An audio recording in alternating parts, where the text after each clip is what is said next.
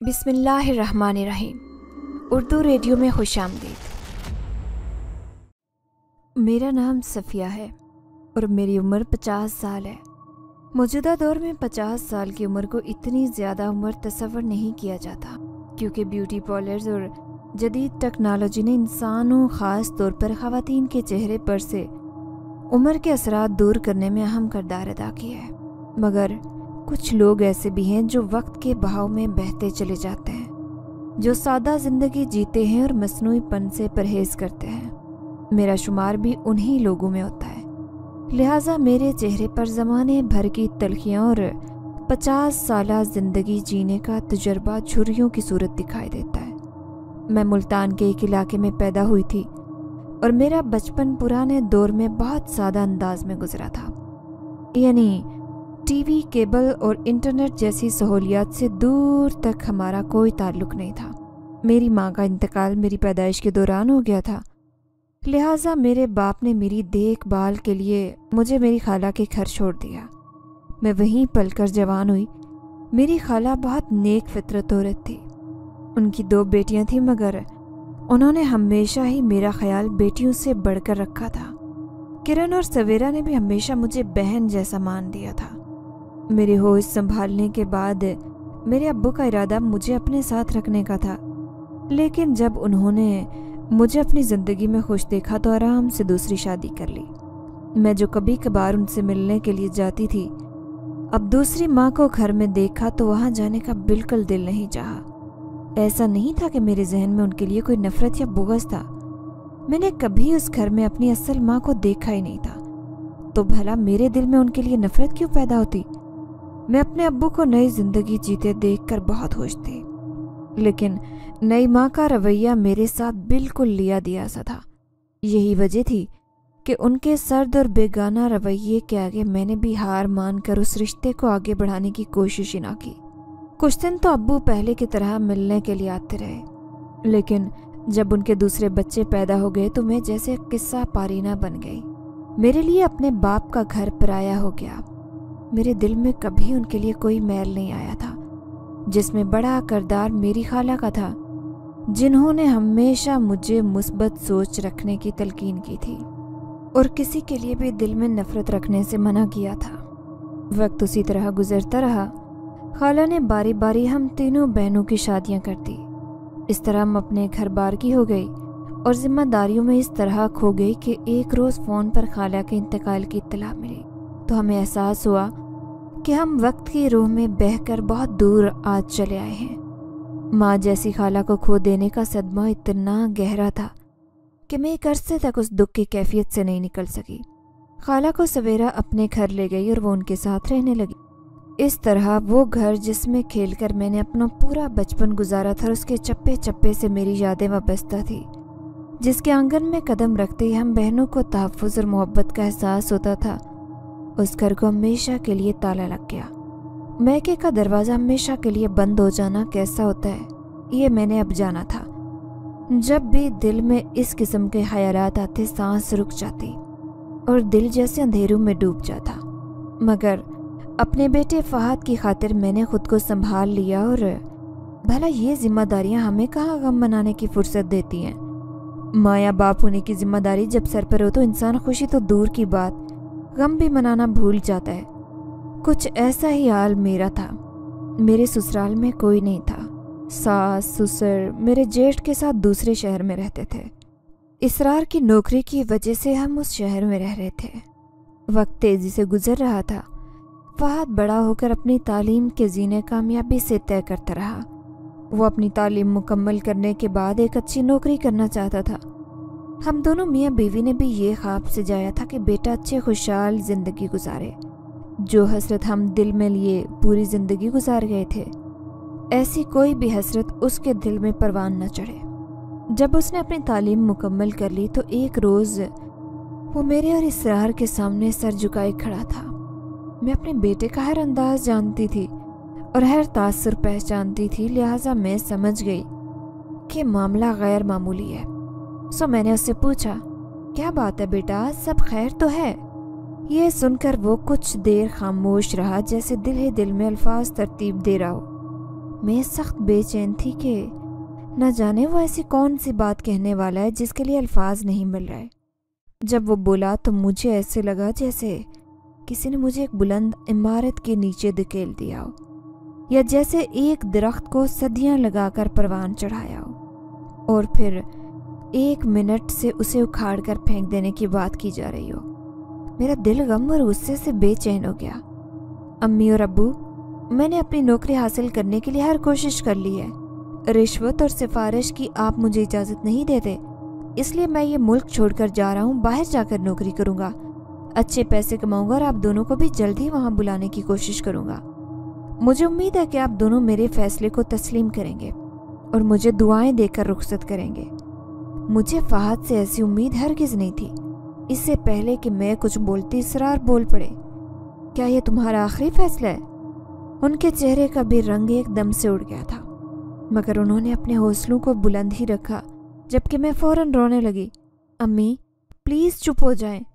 आपको रोता देखकर मेरे दिल को कुछ हो रहा है, मैं रुक नहीं सकता। अम्मी प्लीज़ मेरी बात समझिए, मैं तमाम कार्रवाई मुकम्मल कर चुका हूँ। मुझे उम्मीद है कि जल्द ही वीज़ा लग जाएगा। वो अपनी बात मुकम्मल करके मुजरिमों की तरह सर झुका कर बैठ गया, जबकि मेरा दिल इस बात को तस्लीम करने को तैयार ही नहीं था कि फहद अपनी ज़िंदगी का इतना बड़ा फैसला हमसे मशवरा किए बगैर भी कर सकता है।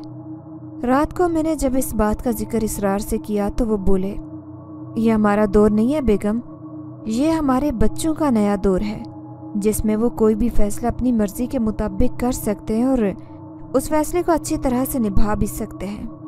बज़ाहिर वो मुझे तसल्ली दे रहे थे, मगर दरहकीकत उनका दिल भी बहुत दुख रहा था। वो मुझे मज़ीद समझाते हुए बोले, जो परिंदे परवाज़ करना चाहें उन्हें कैद करके भी उनकी मोहब्बत हासिल नहीं की जा सकती, और हमारा बेटा तो अपने बेहतरीन मुस्तकबिल की तलाश में दियारे गैर जाना चाहता है। तुम उसे रोक कर या किसी किस्म की बदमज़गी पैदा करके खुद से मुतनफ़र नहीं करो, उसे दुआएं देकर रुखसत करो, यही हमारे और उसके हक़ में बेहतर है। इसरार ने ना जाने किस दिल से ये कहकर मेरी शिकायत को आर्जी नींद सुला दिया।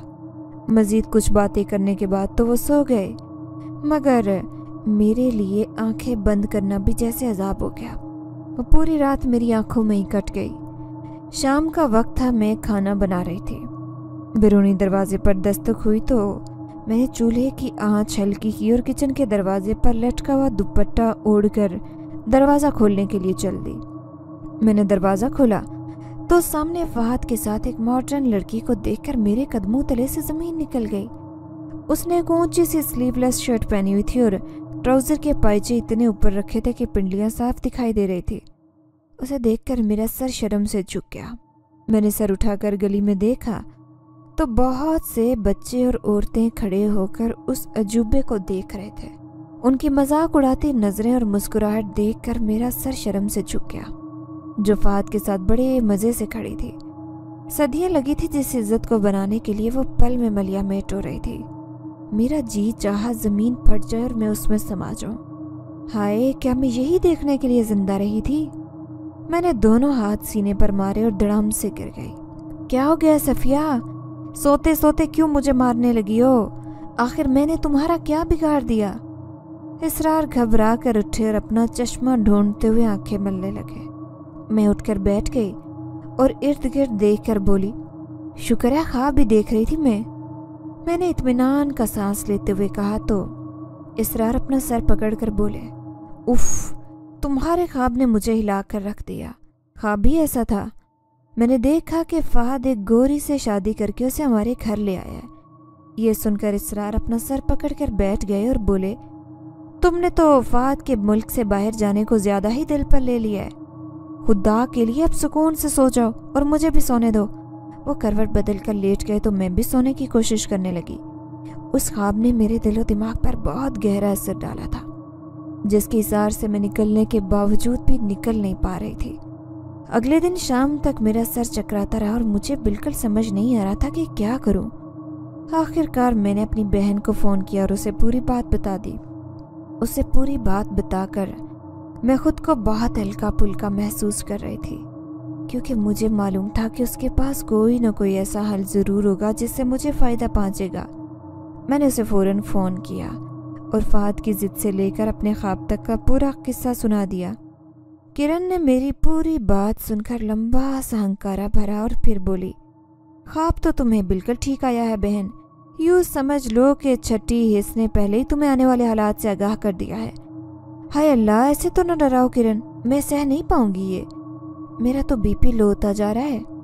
किरण, मुझे जल्दी से कोई ऐसा हल बता दो, ऐसा ना हो मुझे कुछ हो जाए। मेरा दिल होल गया तो वो फौरन बोली, अल्लाह ना करे कि तुम्हारे बीपी को कुछ हो। जुबान से अच्छी बात निकालनी चाहिए। सियाने कहते कि मुंह अच्छा ना हो तो कम से कम बात अच्छी कर लेनी चाहिए। किरण ने नाराज होकर कहा, क्योंकि उस जमाने में छोटी बीमारियों को भी बहुत बड़ा समझा जाता था। वो राजदारी भरे अंदाज में बोली, अब जो कह रही हूँ गौर से सुनो। आजकल के बच्चों का तो पता ही है तुम्हें कि कितने जिद के पक्के होते हैं। एक बात का पीछा पकड़ लें तो इतनी जल्दी पीछे नहीं हटते। मैं तो कहती हूँ कि अपने फहद का रिश्ता कर दो। शादी के बाद चला जाएगा तो सवाल ही नहीं पैदा होता कि जल्दी वापस आने की ना सोचे। जाता है तो जाने दो, मगर पहले शादी कर दो ताकि उसका दिल घर में ही पड़ा रहे। ये बात सुनकर तो मेरे चेहरे पर खुशी दौड़ गई। हाय किरण, इतनी अच्छी है तू, कितना अच्छा मशवरा दिया है मुझे। मेरी बहन, अब मुझे ये भी बता दे कि इतनी जल्दी मैं कहाँ से रिश्ता लेकर आऊँ। मैंने अपनी परेशानी जाहिर की तो वो थोड़ा नाराज होकर बोली, थोड़ी अक्ल का इस्तेमाल कर लो। अपनी भांजी शाजिया को भूल गई हो क्या? सवेरा वैसे भी इस रिश्ते के लिए आजकल बड़ी परेशान है। तुम ऐसा करो कि अपने फहद का रिश्ता डाल दो। मैं सोच में पड़ गई और बोली, ठीक है, मैं ज़रा सोच लूँ और फहद के अब्बा से मशवरा कर लूँ, फिर ही तुम्हें कुछ बताती हूँ फाइनल बात। मैंने ये कहकर फ़ोन बंद कर दिया और उसी बारे में सोचती रही। शाजिया फहद की हम उम्र थी, मगर मैंने उसे कभी बहू की नज़र से नहीं देखा था। वो मुझे भांजी होने की हैसियत से बहुत अजीज थी, लेकिन फहद की दुल्हन के लिए मेरे जहन में जो खाका बना हुआ था वो शाजिया से बहुत मुख्तलिफ था। मगर किरण ने यह भी बताया था कि सवेरा उस रिश्ते के लिए बहुत परेशान है। दरअसल मैं बहन का बोझ बांटना भी चाह रही थी और दिल ही दिल में ये सोच रही थी कि ये थोड़ा बेजोड़ रिश्ता हो जाएगा, क्योंकि शाजिया का कद फहद से थोड़ा सा लंबा था, मगर दोनों ही प्यारे बच्चे थे। मैंने इस बारे में इसरार से बात की तो उन्होंने सारा मामला ही मेरे सर डाल दिया कि जैसे बेहतर लगे करो। फहद को जब ये बात पता चली तो वो थोड़ा नाराज़ हुआ, मगर मैंने भी ये शर्त रख दी कि अगर वो शादी के लिए राज़ी होगा तो ही बैरून मुल्क जा सकता है, वरना उसे जाने के लिए मेरी लाश से गुजरना पड़ेगा। मेरी जज्बाती ब्लैकमेलिंग में आखिरकार फहद ने हाँ कर दी और मैं मिठाई के टोकरे और तोहफे लेकर बहन के घर सवाली बनकर चली गई। सवेरा की खुशी का अंदाज़ा उसके चेहरे से लगाया जा सकता था। वो शायद पहले से ही उम्मीद लगाकर बैठी थी और अब उम्मीद पूरी हुई तो उसके चेहरे पर बेपनाह खुशी जाहिर हो रही थी। शाजिया ने बस सलाम दुआ की और फिर दूसरे कमरे में शर्मा कर चली गई और फिर मैंने सवेरा को जहेज जैसे किसी भी झंझट में पड़े बगैर शादी करने का कहा। फिर करीबी दोनों के ही निकाह की तारीख रख ली गई, जिसमें दोनों का सादगी से निकाह कर दिया गया। मैंने बरी तैयार करने के लिए 1 माह का वक्त लिया और इस दौरान अच्छे से तैयारी कर ली। इस तरह सादगी से शाजिया फहद की दुल्हन बनकर हमारे घर में आ गई। मैं बहुत खुश थी और नई दुल्हन के खूब नाज नखरे उठा रही थी। शाजिया ज़रूरत से ज़्यादा खामोश रहती, किसी भी बात पर उसका चेहरा ज़्यादातर बेतासुरी रहता। शुरू दिनों में मैं यही समझी कि नई नवेली दुल्हन शर्माने की वजह से खामोश रहती है, मगर जल्द ही मुझे अंदाज़ा हो गया कि ये शर्म नहीं बल्कि उसकी फितरत है। सवेरा का घर दूसरे शहर में होने की वजह से हमारा आना जाना बहुत कम था और हम सब जिंदगी के जमीलों में इस बुरी तरह से मगन थे कि कहीं ज़्यादा मेल जोल रखा ही नहीं था। इसीलिए मैं शादी से पहले शाजिया के बारे में कुछ नहीं जानती थी और उसकी आदत व एतवार से मुकम्मल तौर पर नावाकिफ थे।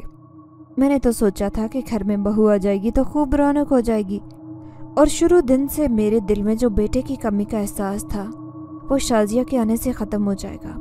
मगर शाजिया तो बहुत ही खुशगवार मिजाज की लड़की थी, खिदमत गुजार भी थी और हर काम अपने वक्त पर भी करती थी, लेकिन उसकी खामोशी मुझे एक आंख न बहाती थी।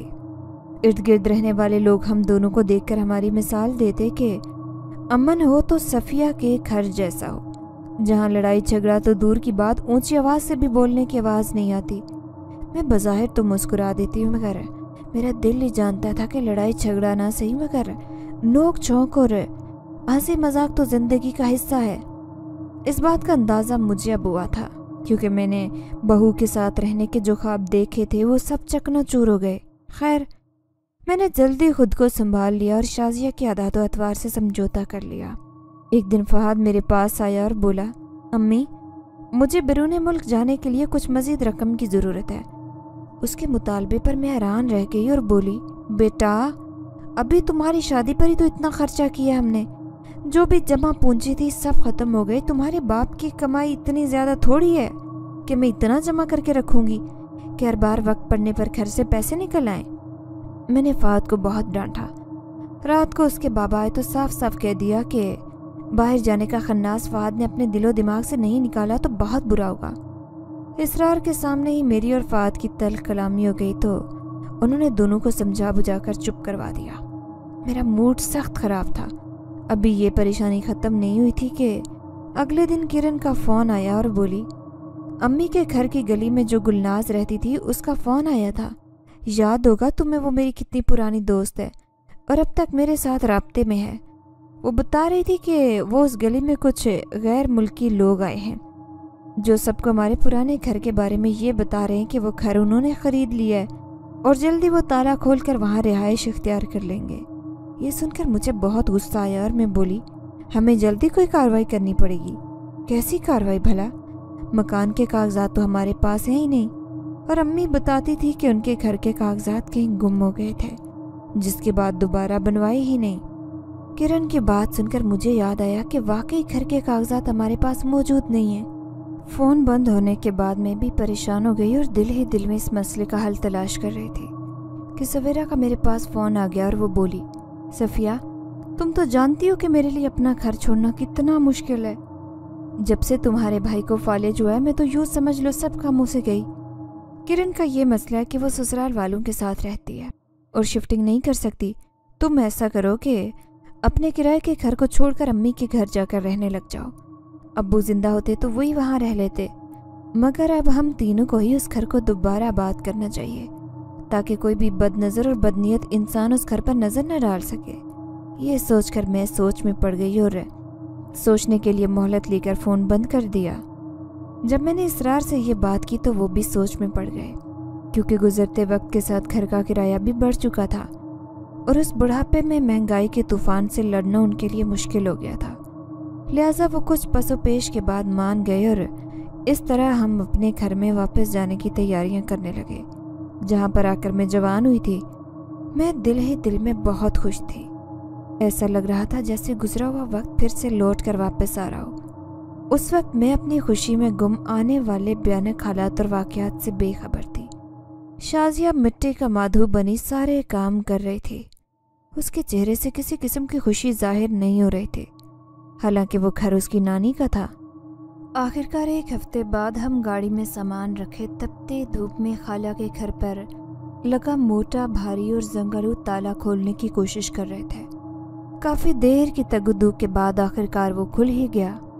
हम जैसे ही अंदर दाखिल हुए हमारा इस्तकबाल मिट्टी से अटे हुए घर ने किया था। अगले 2 घंटे में वहाँ सफाई सुथराई में लग गई। हम चारों ने मिलकर घर को खूब साफ सुथरा कर दिया था, मगर सफाई करने के बावजूद घर में वीरानी ज़र्रा बराबर भी कम नहीं हुई। मुझे शिद्दत से खाला और खालू की याद आ रही थी। कुछ देर बाद मैं सोने के लिए उठ खड़ी हुई और शाजिया ने किचन सेट करना शुरू कर दिया।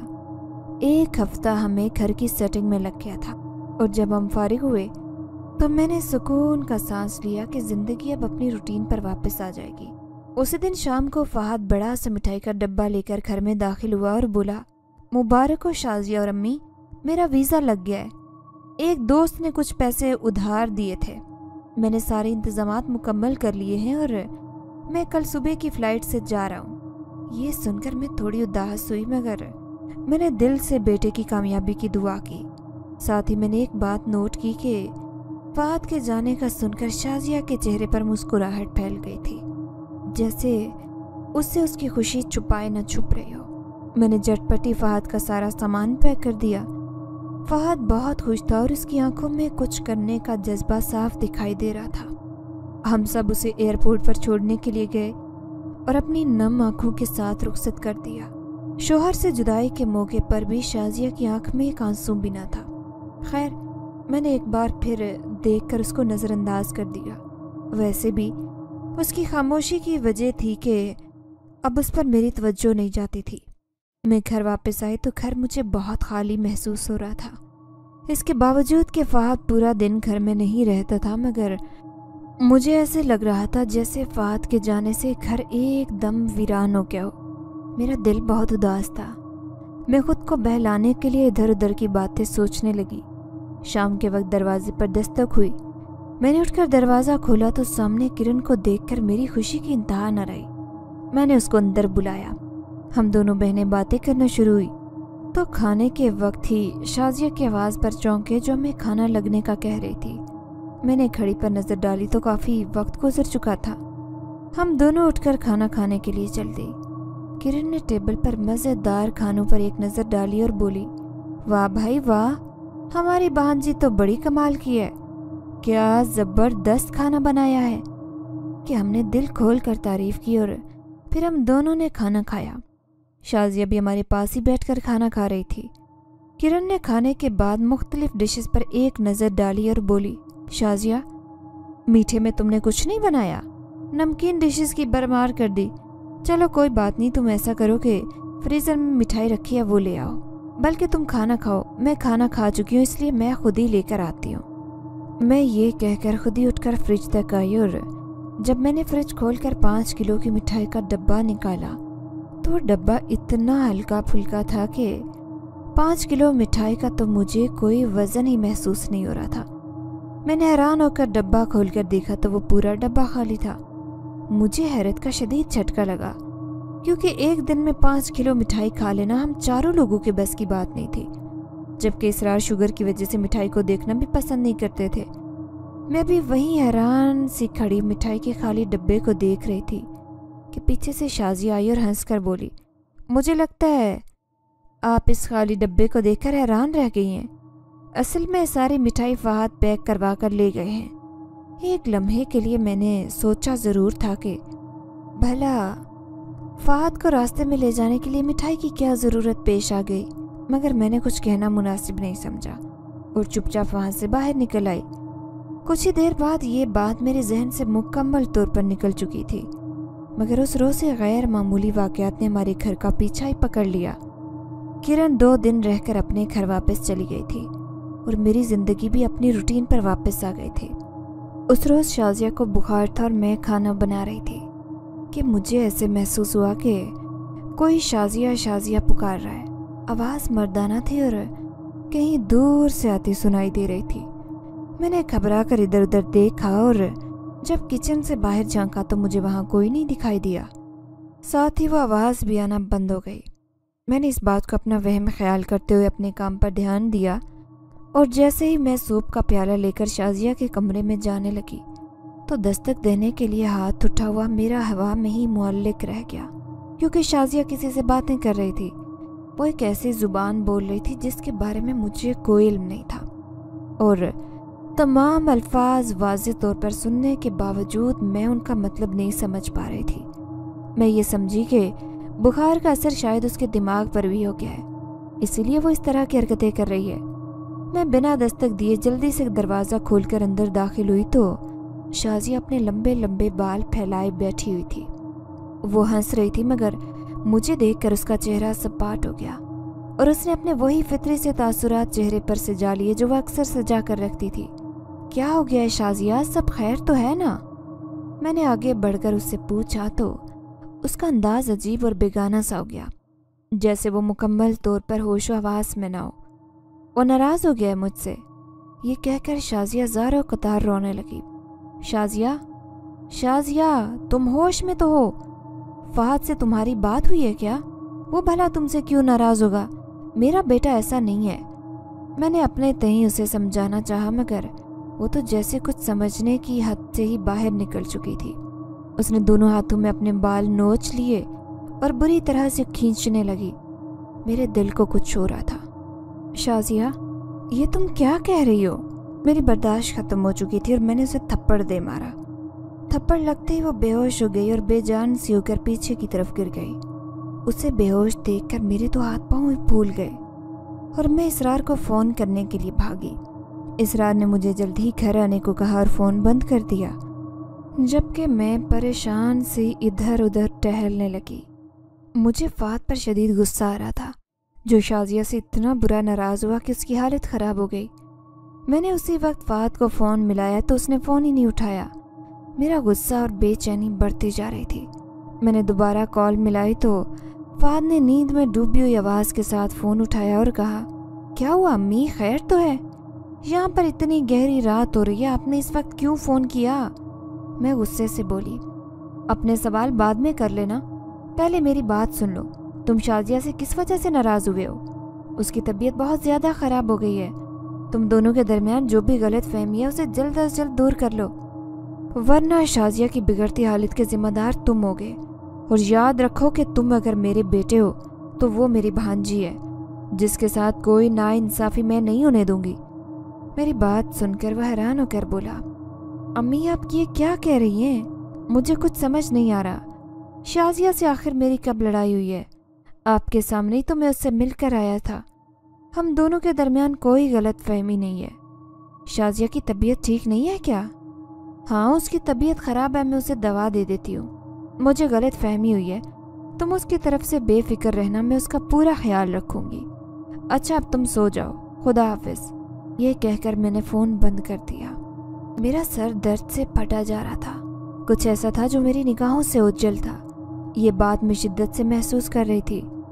उस वक्त इसरार घर में दाखिल हुए। उन्होंने अपने हाथ में पकड़ी गाड़ी की चाबी टेबल पर रखी और तेज़ी से मेरी तरफ आकर पूछा, शाजिया की तबीयत अब कैसी है?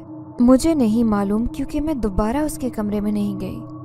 ओह, तुम्हें वहाँ जाकर उसे देखना चाहिए था, इसरार ने नाराज़गी से कहा। तो मैं बोली, सच तो ये है कि मुझे वहाँ जाते हुए भी डर लग रहा है। उसकी हालत बहुत अजीब थी, जिसे मैं लफ्ज़ों में बयान नहीं कर सकती। मुझे तो जन्नत का साया लगता है। बस कर दो सफ़िया, बच्चों जैसी बातें ना करो और मेरे साथ शाजिया के कमरे में चलो।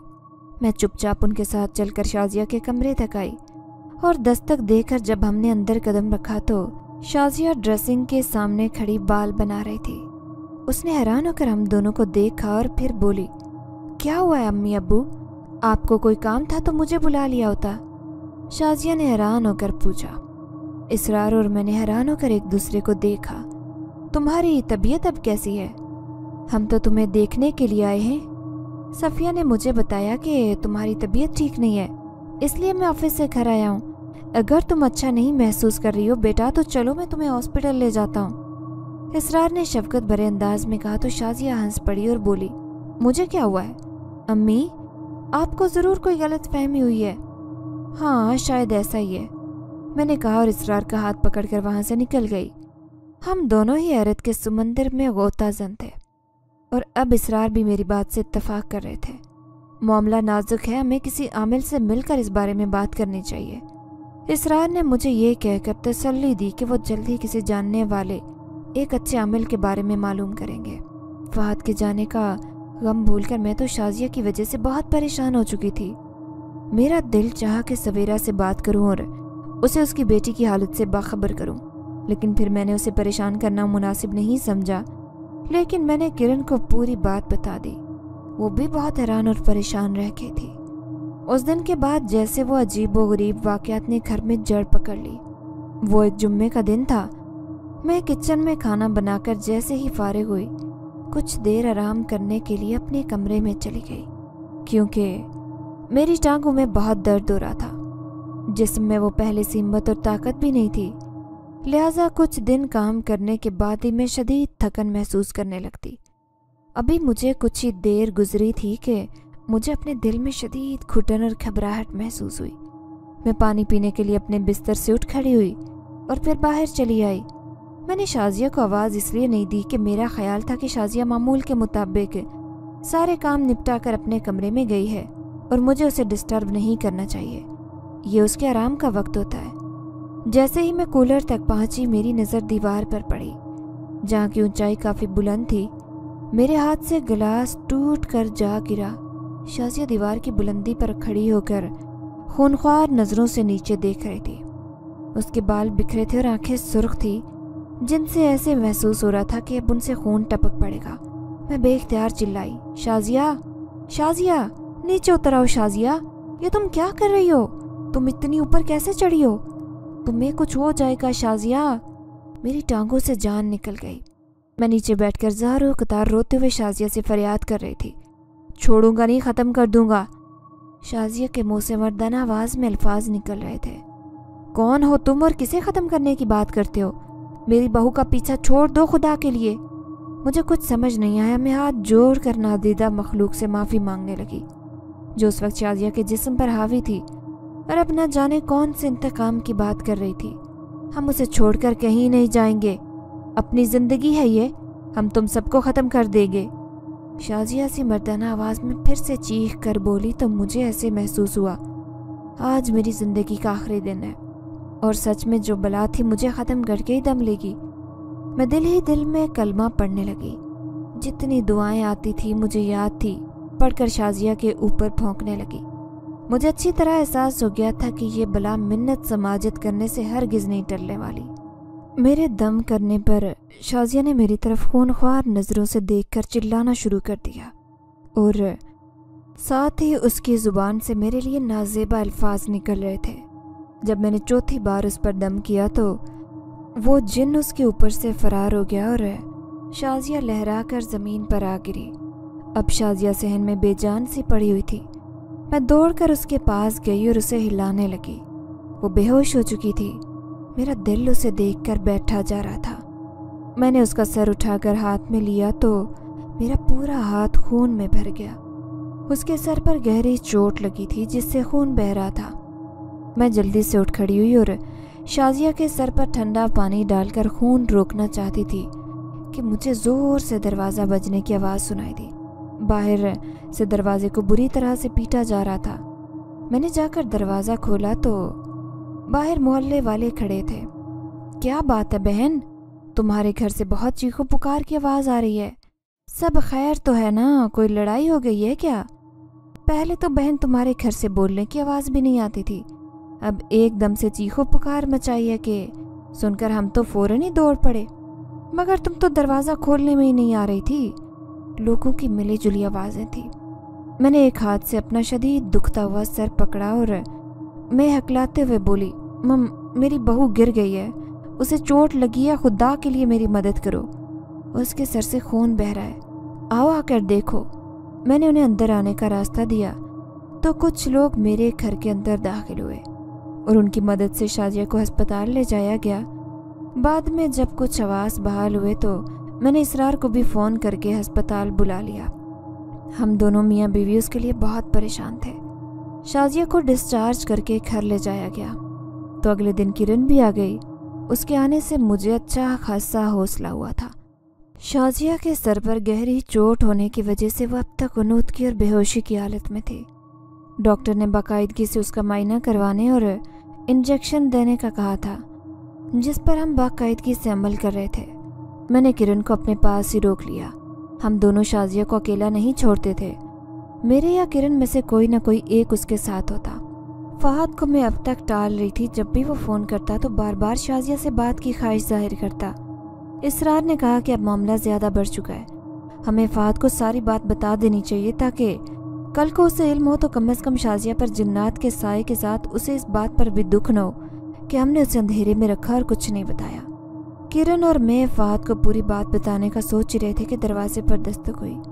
जब मैंने दरवाज़ा खोला तो वहाँ पर एक पुख्ता उम्र का शख्स खड़ा दिखाई दिया जो बहुत जाना पहचाना लग रहा था। इसके बावजूद वो शायद कोई मेरा रिश्तेदार भी नहीं था।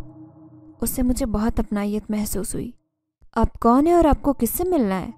मैंने पूछा तो वो बोला, मैं इस इलाके में नया आया हूँ। मुझे किसी ने बताया था कि यहाँ सफ़िया नाम की एक औरत रहती है जिसके बाप का नाम मंजूर था।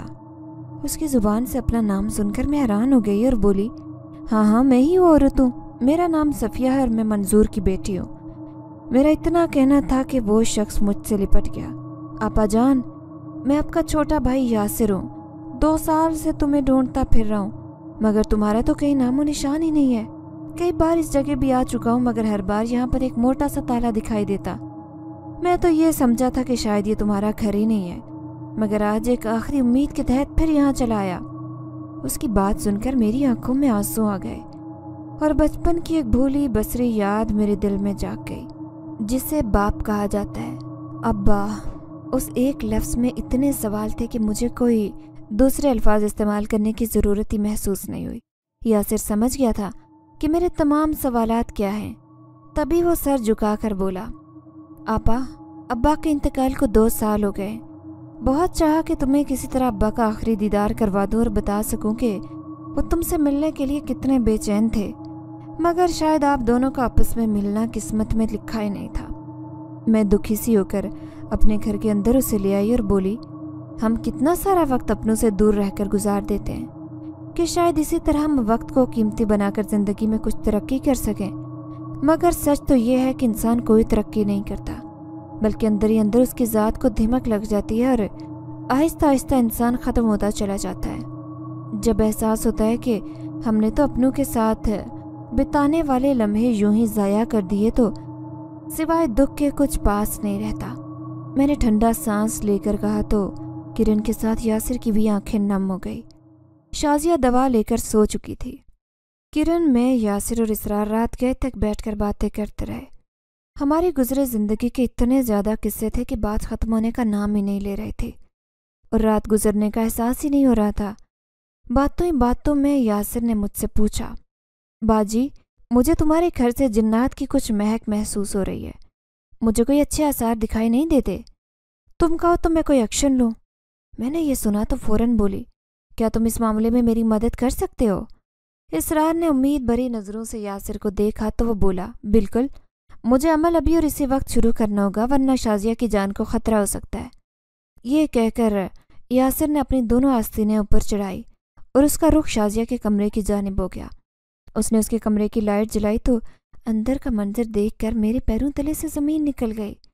اس سے پہلے کہ میں چیخ مارتی، یاسر نے ہاتھ کے اشارے سے مجھے کمرے سے باہر جانے کا کہہ دیا۔ تم اندر کیا دیکھ کر آئی ہو؟ کرن نے میرے چہرے کی اڑی رنگت دیکھ کر مجھ سے پوچھا تو میں بولی، شازیہ کے پاس ایک ڈراؤنی شکل والا جن بیٹھ کر اس کے بال سہلا رہا ہے۔ یہ سن کر کرن بھی پریشان ہو گئی۔ اندر کمرے سے صرف چلانے کی آوازیں آ رہی تھی۔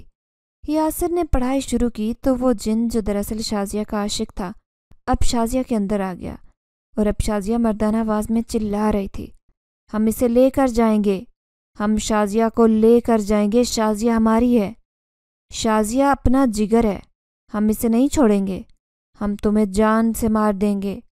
مگر یاسر نے اس کی کسی بات پر کان نہیں دھرا اور اپنی پڑھائی جاری رکھی۔ دوسری طرف کمرے سے باہر میں، کرن اور اسرار بھی پڑھائی میں مصروف تھے۔ ہم جلد از جلد اس مصیبت سے چھٹکارا چاہتے تھے۔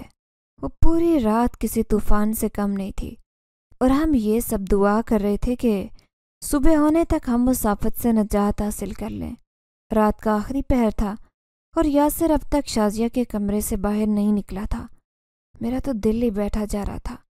رات کا اندھیرا ختم ہوا اور صبح کی روشنی پھیلنے لگی تو یاسر شازیہ کے کمرے سے باہر نکلا۔ میں اور کرن جو باہری کرسی پر بیٹھی ہوئی تھی، ہم فوراً اٹھ کر بے قراری سے پوچھنے لگے، شازیہ کیسی ہے؟ شازیہ ٹھیک ہے، اس کی حالت پہلے سے بہتر ہے، آپ لوگ اندر جا کر اسے دیکھ سکتی ہو۔ ہم دونوں ڈرتے ہوئے کمرے میں داخل ہوئے تو یہ دیکھ کر حیران رہ گئی۔ یاسر نے شازیہ کو رسیوں میں جکڑا ہوا تھا، اس مضبوطی سے باندھا گیا تھا کہ وہ ہلنے جلنے سے بھی قاصر تھی۔ یاسر ہمارے پیچھے کمرے میں آیا اور بولا، آپ لوگ پریشان نہ ہوں، یہ شازیہ کو نہیں بلکہ دراصل اس کے عاشق کو باندھا گیا ہے۔ جب تک وہ سچی توبہ نہ کر لے اور دوبارہ یہاں رخ نہ کرنے کا وعدہ نہ کر لے، وہ اسی طرح سے جکڑا رہے گا۔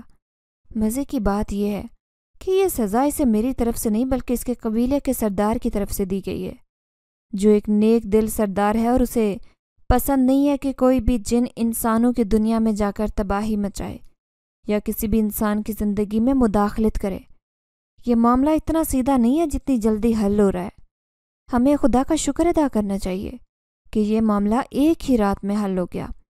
یاسر نے پوری تفصیل بتائی مگر یہ سب جاننے کے باوجود شازیہ کو اس حالت میں نہیں دیکھ سکتی تھی، لہٰذا میں کمرے سے نکل گئی۔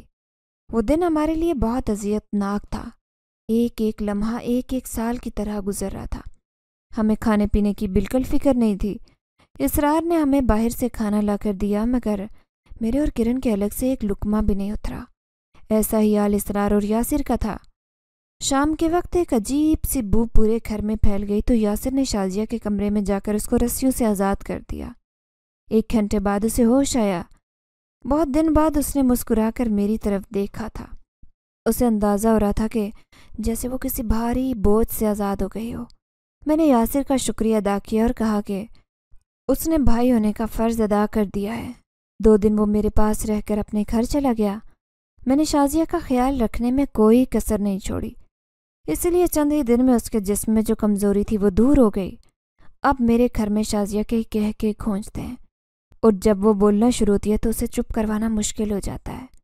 तंग आकर मैं कह देती हूँ, तुम जिन के साथ ही ठीक थी। मेरी बात सुनकर वो हंस पड़ती है। उसे हंसता देखकर मैं दिल से उसकी पुरसुकून ज़िंदगी की दुआ देती हूँ। साथ में अपने प्यारे रिश्तों के लिए भी दुआ करना नहीं भूलती, जिन्होंने मुश्किल वक्त में मेरा साथ निभाया था। अगर आपको हमारी ये कहानी पसंद आई है तो लाइक कीजिए, शेयर कीजिए, और अगर अभी तक आपने हमारा चैनल सब्सक्राइब नहीं किया तो उर्दू रेडियो को लाजमी सब्सक्राइब कीजिए। मिलते हैं अगली वीडियो में। अल्लाह हाफिज़।